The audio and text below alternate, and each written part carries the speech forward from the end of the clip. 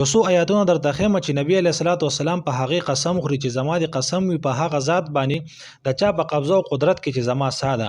که دا آیاتونه څوک په یقین سره په یو غر باندې ووایي نو هغه غر به هم د خپل ځای نه روان شي. او دا خبره نبی علیه السلام کله وکړه؟ دی هغه وخت یې کړې وه کله چې عبدالله ابن مسعود رضی الله تعالی عنه یو مریض دم کو او هغه مریض داسې لاعلاجه بیمارو کې اخته و چې بالکل نه ټیکېدو، ډېر وخت یې شوی. نو عبدالله ابن مسعود رضی الله تعالی عنه هغه دم کو چې هغه دم کو هغه ورسره ټیک شو. نبی علیه الصلاۃ والسلام تپوس وکړو چې عبدالله ابن مسعود دا مریض دی په څه باندې دم کو، یعنې تا په څه شوف وکړو؟ نو هغه ورته وفرمیل عبدالله ابن مسعود صاحب چې ای د الله رسوله ما په ده باندې د سورة المؤمنین یو څو آیاتونه وویلې او د هغې سره چې کوم دی الله جل شانه د شفا ورکړه.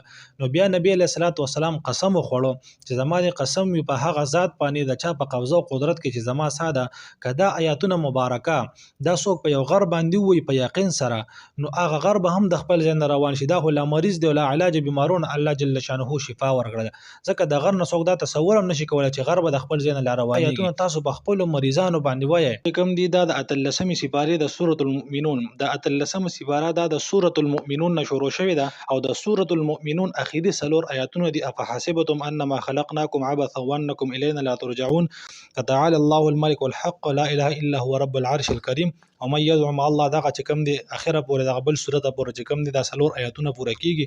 نو په دې باندې تاسو خپل مریضان دموي، یعنی څه اوبه به دموي، هغې سره مخکې اعوذ بالله وایه، درود شریف ورسره وایه او بیا پې اوبه دموه او بیا چې کوم دی هغه تاسو په خپلو مریضانو باندې سکوئ انشاءالله چې څومره لا علاجه بیماري ولې نه وي. ځکه دا قسم چې خوړلی دا نبي علیه السلام خوړلی دی، سمو ته نه دی خوړلی او د نبي علیه الصلاۃ والسلام خبرې دروغ کېدي.